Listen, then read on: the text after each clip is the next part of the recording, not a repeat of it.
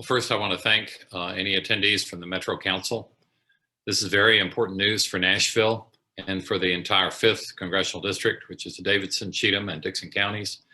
And it's good news for the whole state of Tennessee. It's kind of amazing. It's probably never in American history will we see money this large come into the city this suddenly. Now, there's a whole lot of healing that's got to go on because the pandemic really hammered people and the economy. So there's a lot of work we've got to do, but rarely, if ever, has Congress come to our aid on this scale. By some measures, this is 3 times larger than the New Deal under Franklin Roosevelt. There are different ways to characterize it, but this is a colossal, a gargantuan sum of money. We'll get into the details in the presentation, but I look forward to your questions and also want to volunteer my able staff. Cheryl Mays is here, Lindsay Smith, Kara Ince, Katie Feldhaus. There is so much money being handed out by the federal government. It's almost a full-time job now for one of our staffers, Kara Ince, to keep up with the flows. But we'll get into that in just a second. So if I could have the next slide, please. As I'm going to focus primarily on our 3 counties here.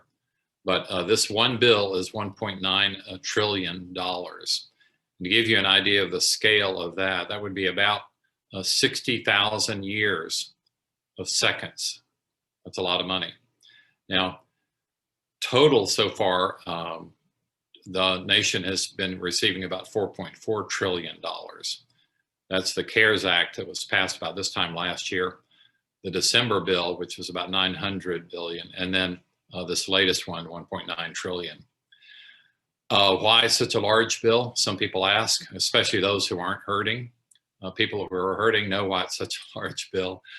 But you have on the one hand, Trump's Fed chair, Jerome Powell, urging that we go big, and we did. And then you have Biden's Secretary of the Treasury, Janet Yellen, urging the same thing. And she herself, of course, was a former Fed chair. Next slide. The news reporting so far has really shortchanged the bill because it's mainly focused on what's not in the bill. And it is true that due to the Senate parliamentarian, the $15 minimum wage increase is not in the bill. Congress will be addressing that later. And then the unemployment supplement, the federal supplement, was only $300, not $400. Now, to put that in perspective, the $300 is double the maximum Tennessee state benefit. So we're at least doubling that. And it is smaller than the $600 supplement that was passed with the CARES Act. That tripled the maximum state benefit. So Tennessee needs to get its act together and enhance its state benefits so that the feds don't have to come in and rescue folks who are out of work. It's also true that this bill had 0 congressional Republican support. But according to polls, it's so popular nationwide, it's kind of hard to believe that so many congressional Republicans refuse to support it. I think they're just used to saying no. But it's definitely good for people, regardless of their politics, whether they're Democrat, Republican, or independent. Next slide. This is a pie chart of the bill, the different categories of spending, and we'll go through that in a second. But the important thing to remember is that even a tiny, tiny, tiny piece of this pie is huge. I mean, huge. So the first and largest category in the blue there, it's $411 billion in stimulus checks. That's the $1,400 payment that has already gone out to people, either through direct deposit or they'll be getting it in the mail. And they can spend that however they choose. In fact, that's a hallmark of this bill, is giving people money so that they can choose how to spend it, not big government and being told how to spend it. The next big tranche of money is $350 billion for state and local government. Of course, the Metro Council will be a double beneficiary of that because you're both a city and a county, so you'll get both shares. And the last bill, the CARES Act, you got on the order, for the people in Davidson County and for the government on the order of like $3+ billion. So that should be happening again this time. The next largest tranche, the gray there, it's for unemployment insurance, and that's the doubling of the maximum state benefit. And then there's a huge section, the yellow there, the $219 billion for tax credits to offset childcare and for the earned income tax credit. And the childcare thing, that's literally transformative.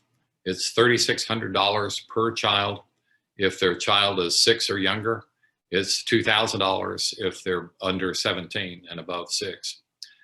And the EITC, the Earned Income Tax Credit, that's really just a fancy way of saying an increase in the minimum wage. In fact, Bill Clinton always preferred it to an increase in the minimum wage because it's more targeted to the folks who really need the help. And that's huge right there. Then you have other categories, $177 billion to reopen schools. Metro schools will be receiving astonishingly large amounts. And also higher education is getting a lot of money directly. It's amazing. In the green section there, that's vaccines and healthcare, because we've got to do a better job of stopping this pandemic. And the Biden administration is committed to doing that. The smaller pieces I won't get into, but the $109 billion, that even includes help for Black farmers. It's just amazing what's in this bill. Next slide, please. So in summary, this is a colossal effort to end the pandemic. And the CARES Act passed a year ago. We were just still dealing with the pandemic. We didn't know how long it was going to last. We didn't know if there'd be a vaccine or vaccines. Thankfully, it turns out there are at least 3 vaccines, and people are getting their shots. And thankfully, people all over Tennessee are getting their shots. The main thing this bill does is not help government, but help people survive a bad economy. And I'm particularly proud because Nashville has a tourist-based economy. But there's big dollars in here for restaurants, for bars, and for music venues. And that's really extraordinary because the regular PPP loans or the EIDL loans, that's really for all businesses. And oftentimes our entertainment businesses had trouble competing for that money. But the restaurant space got everything they wanted. They asked Congress for $28 billion, and guess what? They got $28 billion. The music venues, which are oftentimes bars as well, they asked for $10 billion. They've ended up with $15 billion that we passed in December, and another $1.5 billion in this bill. So that's extraordinary help. Rarely in American history have particular segments of the economy been singled out like this. The only other segment to benefit was the airline industry, because obviously the pandemic pretty much shut down a lot of their operations. There's huge help in this bill for children. It's really transformative. It should reduce child poverty in our area by 50%. That's amazing. This is huge on the equity front because finally we're addressing not just helping those at the top through trickle-down economics, but building a better safety net for those who are struggling. Next slide. Give you an idea of the money for Tennessee. And the governor, by the way, you've probably seen his statements. He's kind of poo-pooed this money, saying he didn't really need it, blah, blah, blah. But in the same breath, he asked for more money. So it reminds me of the guy who complained about the food, didn't like the taste, but he's also complaining about the portions being too small. So Tennessee in the CARES Act got almost $35 billion. And this is before the new law. So Tennessee in a year is getting like $70 billion. And the whole state budget's only like $42 billion. This is amazing. Now, the state attorneys general from Republican states are suing right now because they say they don't want the money because they are prevented from having a tax decrease because the money payments are so large that some states really wanted to lower taxes. They didn't want to help people who need help. They wanted lower taxes on upper income people. But it gives you an idea of how gargantuan this money is. Next slide. Some of the detail on children and families. I mentioned the $3,600 for each child under 6. It's $3,000 for each child 7 to 17. $12 billion in nutrition benefits, both through SNAP, the food stamp program, WIC, and the PEBT program, which is the school lunch. If you're not going to school, you can still pick up food. The Child Independent Care Credit is amazing, up to the $8,000 for child care expenses. Nashville is expected to have 12,500 fewer children living in poverty, 500 fewer children in Cheatham County, and 500 fewer children living in poverty in Dixon County. That is amazing. So the $1,400 checks going to individuals, pretty much everybody in our community qualifies, because if you make less than $80,000 a year per person, which is pretty much everybody, or $160,000 per couple, you get the full check. So it basically means that 351,000 area families in Middle Tennessee will share a pot of money that's $908 million. Imagine how excited you get on the billboard when you see the big lottery stake. And it's like 351,000 area families all shared a winning ticket for that lottery win. Next. The earned income tax credit is pretty amazing. When I do press conferences on this, everybody who interviews me is able to get the tax credit because TV reporters and journalists don't make enough money to be outside the threshold for eligibility. This is really kind of a substitute for increasing the minimum wage until we can get that done officially. The unemployment benefit, as I say, doubles the Tennessee benefit, which is only a maximum of like $275 a week. And there's an extra benefit here because the first $10,200 of your unemployment compensation is not taxed. A lot of people get fooled by that. They appreciate the federal help, but then they discover that they're taxed on it because it's a form of income. But that's not true anymore for the first $10,200 that you'll get. So there's 65,000 Tennesseans who currently benefit from this. The scale of this is just massive. By the way, I meant to compliment the Metro Council because y'all on your own, I think, put up a couple $1 million to help our music venues. And that was really an appreciated effort. Next slide. I'm big on expanding Medicaid so that we'll finally get universal coverage in our state. We're one of 12 states that refuse to do that. And you can see there, it's basically the old Confederacy. But even some Confederate states like Louisiana and Arkansas and Missouri decided to expand it, Oklahoma. Other Republican states have decided to expand it too, like Nebraska, Idaho. So I'm hopeful that there will be a way to persuade Tennessee to expand. And the next slide will show the key to this argument. Believe it or not, our state is being offered an $830 million carrot if we just expand Medicaid. The funding formula is so favorable for a state like Tennessee. Not only is all forgiven for their 10-year delay in expanding coverage to our people, and of course that ended up hurting our people during a pandemic, but Tennessee is being offered, along with the other 11 recalcitrant states, $830 million, and that's the carrot just for Tennessee. So that means if Tennessee continues to turn down Medicaid expansion, not only are we sacrificing the $1 billion a year in Medicaid money, but now we'll be giving up another $830 million on top of that. So we will see if carrots work. I'm kind of doubtful, but I'm hopeful still that the governor, the Speaker of the Senate, and the Speaker of the House will realize what an incredible offer this is. It's never going to get a bigger carrot than this. Next slide, please. Tennessee schools, this is huge. Just for Tennessee, K through 12, $2.5 billion. Davidson will get $319 million. That's incredible. Dixon, $14 million. Cheatham, $6 million. Higher education just in Tennessee will split $703 million. And a big chunk of that is set aside for HBCUs. So this is amazing. This is amazing. Businesses, the loan funds that we're familiar with are being replenished.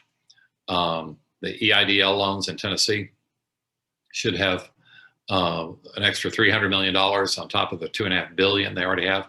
These are, of course, the loans that are directly through SBA. And then the PPP loans, that's federal money, but it's channeled through private banks, commercial banks. Tennessee should be getting another $145 million on top of the $9 billion from previous rounds. So again, this is a cornucopia. This is amazing. Next slide. I mentioned the special treatment that music stages and venues got, and also restaurants. This is just extraordinary. Really, it's their dream come true. When I had the press conference months ago at Exit In, we didn't dream that we'd get everything we asked for and more, but we did. So hopefully that'll help people reopen Lower Broadway and all the other fun places that we have in the Nashville area, because that's why the tourists come. That's why so many of us look forward to going out on the weekend. It's just a fun city to be in, and probably the most fun city that there is. And we were all so proud on Grammy night. It was so great how well Nashville did, including the award for the Fisk Jubilee Singers. It was only delayed for 150 years, but finally they came through. Next slide. Questions? be happy to field any and look forward, whether it's in this call or future ones. My staff and I are ready to answer and try to answer whatever you got. I see Bob Mendez has his hand up. Bob? Thanks. And if I get too far in the weeds, just tell me, we can take it offline. First of all, really appreciate all the work in Congress and the Senate to try to get this done.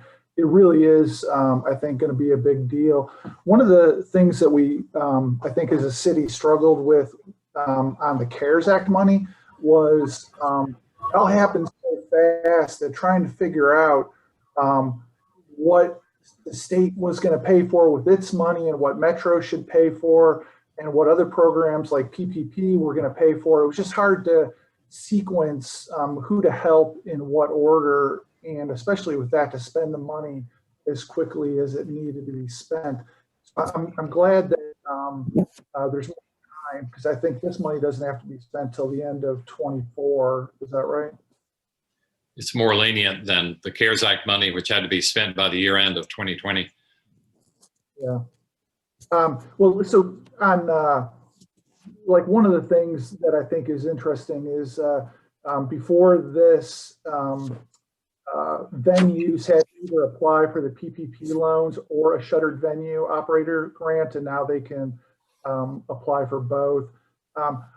When do you think we'll know, getting back to the Metro piece, when we'll know what strings are attached, if any, about what we can spend it on? Well, we're happy to supply you with the fine print so far as we know it. The shuttered venue question for the music spots has been delayed by two things. One is a brand new program, and they had to write the regulations, which takes time because there has to be notice and comment under the law. They've also had a portal question.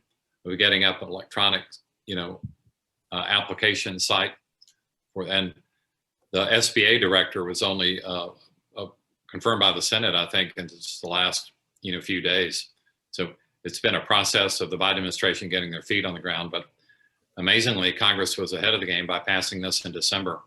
And we're just waiting every day now to get the portal up, the applications done. And I hope it's not too late for so many of our incredible music venues. Yeah, and for the Metro, I know you mentioned that the school system should get money directly. I'm assuming WeGo will get money directly too, and then Metro will get money directly. Do we know, do you guys know when whatever rules or strings or limitations on spending that will be on those funds, but when that will be known? We will get those to you as quickly as we can. There are very few statutory restraints, but one of them for the state and local money, as I mentioned, was you can't use it for a tax cut. We're trying to get services up, not down, and we're trying to help people, not hurt people. But as soon as we know, we're happy to tell you. And there are other categories that will see money directly. Nashville Hospital's got some money directly before. The library, museums, Humanities Council. It's kind of amazing if you look at the bill how many different categories there are, and those are some of those small pieces of the pie. I was on a phone call today with the Tennessee Humanities Council, and they're just elated because this is going to keep a lot of those nonprofit groups afloat that probably would have had to shutter their doors otherwise. Well, I appreciate that. Like I said, this really does make a difference to all sorts of individuals and organizations on the ground that provide jobs for real people in the real community. So thanks very much for everything on this. Thank you, Bob. I forgot to mention too, there's a lot of housing assistance in the bill, rental assistance payments and things like that. So it's an amazingly comprehensive approach. So it will be one of the defining policies of the entire Biden administration. And we were proud that it was able to get passed, within 50 days of his inauguration. That's pretty fast for federal government work, especially when you don't have any bipartisan cooperation. If there are no other questions, then look forward to hearing from you offline, and look forward to trying to put this money to work. And we should mention too, the hangover effect. This will have to be paid for one day. and we want to keep that in mind. But it's a little bit like the effort we put in World War II, when the deficit was about this high and the debt. It took decades to pay that off, but it was worth it because we had to win that war and we had to win the peace. And here we had to beat the pandemic and we had to keep the economy afloat. And with an economy our size, it takes a lot of money to keep it afloat. That's why the Trump appointed head of the Federal Reserve, Jerome Powell, has been begging us to do this for months. And finally, Congress was able to come through and